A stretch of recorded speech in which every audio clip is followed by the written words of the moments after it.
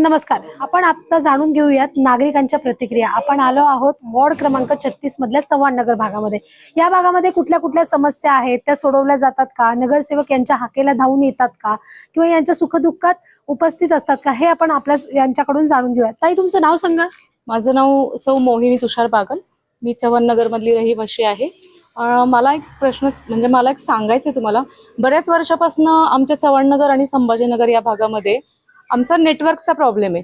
आमच्या बऱ्याच घरांमध्ये नेटवर्क नाहीये. कोणीही कॉल केला तर आम्हाला लगेच कॉल लागत नाही. प्रत्येकाला वायफाय हे लावणं गरजेचं आहे. इथे वायफाय शिवाय आम्हाला नॉर्मल कॉल आमच्याकडे येत नाहीये. तर तो मोठा प्रश्न आमच्या भागामध्ये आहे. तो तुम्ही सोडवला पाहिजे. संभाजीनगरमध्ये म्हणा, चव्हाण नगरमध्ये म्हणा, आमच्या सगळ्या पूर्ण टोटल एरियामध्ये नेटवर्क नाहीये. तर आम्हाला खूप अपेक्षा आहे तुमच्याकडून की आम्हाला तेवढा नेटवर्कचा प्रॉब्लेम सॉल्व्ह करून द्या. कारण कसं झालंय, कोणाचाही महत्वाचा कॉल असेल, कोणाच्या घरनं काही जरी आलं तरी पण लगेच आम्हाला निरोप पोहोचत नाही आमच्या घरांमध्ये. तर तो निरोप आम्हाला शेजारी किंवा ज्यांच्याकडे वायफाय आहे अशा लोकांकडे आम्हाला तो निरोप पोहोचवावा लागतो. तर तुम्ही कृपा करून आमचा निरोप तेवढा त्यांना द्या. या ताई आहेत, या चव्हाण नगर आणि संभाजी नगर या दोन्ही एरियामध्ये यांचं पूर्ण आयुष्य गेलेलं आहे. त्या ज्या मागणी करतात ते सर्व नागरिकांच्या यांनी करतात. आपण त्यांच्याकडून जाणून घेऊ की आणखी काही समस्या इथे आहेत का. आणखी समस्या म्हणजे मॅडम, आता बघा, आमच्या इथे एक अंगणवाडी आहे. अंगणवाडीच्या बाजूला रस्ता आहे. तर त्या रस्त्यावरनं जी लोक ये जा करतात त्या रस्त्याचं घाण गटाराचं जे पाणी आहे, ड्रेनेजचं जे पाणी आहे, ड्रेनेज लाईन फुटलेली आहे. ती ड्रेनेज लाईन आम्हाला दुरुस्त करून हवी आहे. लहान मुलांच्या आरोग्याचा प्रश्न आहे. अंगणवाडीमध्ये घूस वगैरे, मच्छर यांचं प्रमाण जास्त वाढलेलं आहे. त्याचं काहीतरी ह्यांनी केलं पाहिजे, एवढी आमची खरंच अपेक्षा आहे यांच्याकडून. स्वच्छता हवी. आमच्या इथे गल्ल्यांमध्ये वगैरे नीट स्वच्छता नाहीये. जागोजागी मुलं घाण करून थुंकतात. ते सगळं पहिले इथे बंद करायला पाहिजे. कारण लहान मुलं खेळत असतात इथे, त्यांच्या आरोग्याचा प्रश्न आहे. पण या ज्या समस्या आहे या तुम्ही खूप वर्षांपासून बघताय. या संदर्भात तुम्ही कुणाला सांगितलं होतं किंवा कुणाकडे निवेदन दिलं होतं का आतापर्यंत. नाही, मी नेटवर्कचं निवेदन तर आतापर्यंत आम्ही कोणाला दिलेलं नाहीये. हा तर पहिल्यांदाच मी तुम्हाला सांगते. पण बऱ्याच वर्षापासून लोक ते स्ट्रगल करत आलेत नेटवर्कसाठी. कारण आत्ताच ते उपयोगाची गोष्ट आहे. नेटवर्क तर पाहिजेच आहे. कुठल्याही कंपनीला आमच्याकडे नेटवर्क नाहीये. जिओला नाहीये, आयडियाला नाही, कुठल्याच कंपनीला नाही. एअरटेलला थोडंसं नेटवर्क येतं, परत जातं. पण कोणाचाही जर निरोप असेल, काही असेल, फोन असेल, तर आम्हाला कोणाचा फोन लागत नाही. काय झालेलं आहे की ताईंनी इथला पूर्ण समस्यांचा पाढाच वाचलेला आहे. परंतु ताई, एक गोष्ट सांगा की असा कुठला नगरसेवक आहे, त्या चारही पक्षाचे नगरसेवक या ठिकाणी निवडणुकीच्या रिंगणामध्ये उभे आहेत, तर त्यातला तुम्हाला कुठला वाटतो की आले पाहिजेत आणि त्यांनी हे सगळे इश्यू सॉल्व्ह केले पाहिजे. हे बघा मॅडम, कसं आहे, नगरसेवक कोणी येऊ द्या. आम्ही काय असं म्हणत नाही की बीजेपी येऊ द्या किंवा राष्ट्रवादी येऊ द्या किंवा शिवसेना येऊ द्या. पक्षाचा काहीच प्रश्न नाहीये. आम्हाला काय हवंय, आमच्या जनतेला म्हणजे इथल्या नागरिकांना जे त्रस्त आहेत, काही समस्या आहेत त्या समस्या सोडवल्या तर आम्हाला नगरसेवक जो समस्या सोडवण्यासाठी येणार आहे तोच आम्हाला हवाय. हो, माझी तर इच्छा आहे की निवडून यावं त्यांनी. आणि आबा निवडून आले तर मला असं वाटतं आमची समस्या म्हणजे समाप्त होईल. बऱ्याच वर्षाची आमची प्रतीक्षा आहे की आमच्या इथे नेटवर्क नाही. मेन तो प्रश्न आमचा सॉल्व्ह केला पाहिजे त्यांनी.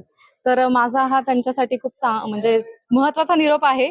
तर तो त्यांच्यापर्यंत पोहोचावा अशी माझी इच्छा आहे. पण असं वाटतं का की आबा तुमच्या पक्षात आहेत म्हणून त्यांनी निवडून यावं, की आबा नेहमी प्रॉब्लेम सॉल्व्ह करतात म्हणून त्यांनी निवडून यावं.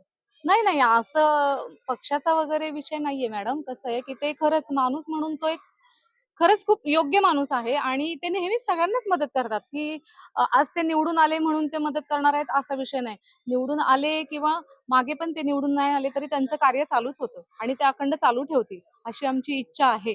आणि आबांनी आमच्यासाठी खरंच निवडून यावं. आपण या भागात आणखी पण काही नागरिकांना भेटणार आहोत. आपल्या ठीक आहे काका, तुमच्या भागामध्ये कुठल्या कुठल्या समस्या आहेत.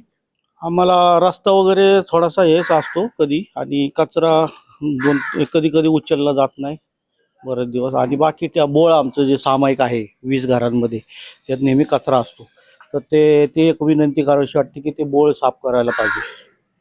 तुम्ही बऱ्याच वर्षापासून इथे राहता, तर काय काय सुधारणा झाली आहे या भागामध्ये. या भागात तसे रस्ते जर झाले, डांबरीकरण वगैरे, काही सिमेंटचे रस्ते झाले, पण आमचा रस्ता हा नेहमी असा दुर्लक्षित होतो. म्हणजे चाळ शेवटची असल्यामुळे ना तिकडे कोणी येत नाही. तेवढ्या चौकातून तिकडच फक्त रस्ता करतात. काय वाटतं तुम्हाला की आता इतके सगळे नगरसेवक रिंगणामध्ये आहेत, कोण आलं पाहिजे की जेव्हा तुमच्या या सगळ्या समस्या दूर होऊ शकते. तर आबा बागुल यायला पाहिजे. असं मनापासून वाटतं. आणि मी 1982 पासून म्हणजे कॉलेज लाईफ पासून शिवसैनिकच आहे आणि मला तो पक्ष आवडतो. आणि आबा येतात अधूनमधून चौकशी करतात. त्यांचा मुलगा अमित म्हणून येतो, तो पण बिचारा अधूनमधून कधीतरी काका काय प्रॉब्लेम आहे का असं विचारतात आणि ते जाणून घेतात. म्हणजे कॉमन मॅनसाठी हे लोक चांगले आहेत. तुम्हाला काय वाटतं पक्ष आता या येणाऱ्या निवडणुकीमध्ये पक्षाला महत्व द्यावं की व्यक्तीला महत्व द्यावं? तसं व्यक्ती चांगलंच आहे आबा बागुल आणि पक्ष सुद्धा चांगला आहे, म्हणजे दोन्हीला महत्व द्यावं. सांगा, माझं होतं धुरपती अर्जुन शिंदे. किती वर्ष झाले इथे राहताय तुम्ही? आता 50 वर्ष झाली आम्हाला. काही समस्या आहेत का इथे? आहे की समस्या करतात. कुठल्या कुठल्या समस्या आहेत? कोण देते काय काय करते आपलं. असं तुम्हाला वाटतं का कोण नगरसेवक आला पाहिजे की तुमच्या इथल्या समस्या सगळ्या सोडवल्या जातील? कोणी पण येऊन द्या, कोणाला आहे का नाही तसं आपलं काय मत नाहीये. कोणी पण येऊन द्या, आबा येऊन द्या, आता भोसले येऊन द्या, कोणी डमड्यावर येऊन द्या, कोणी पण येऊन द्या. काय काम कोण करतं काम? तिथं मिसळबाई पण येते करायला. त्या कळतात का पण? येते. आणि नाना बाबळेची पण माणसं आहेत. आणि आबा जे काम करतात किंवा आबा यात्रा काशी यात्रा असते आबाची, ती तुम्हाला माहिती आहे का? हो, आम्ही करतो की. आता शिर्डीला नेलते की आबाने. मग कसं वाटलं तेव्हा आबांनी शिर्डीला नेलं तर? चांगलं वाटलंय. मग आबा व्यक्ती म्हणून कसे आहेत? मस्त आहे. मग असं वाटत नाही का तुम्हाला की त्यांनी निवडून यावं? येऊन द्या की. आम्ही देऊ की मत, त्याचं काय एवढं. निवडून देऊ की.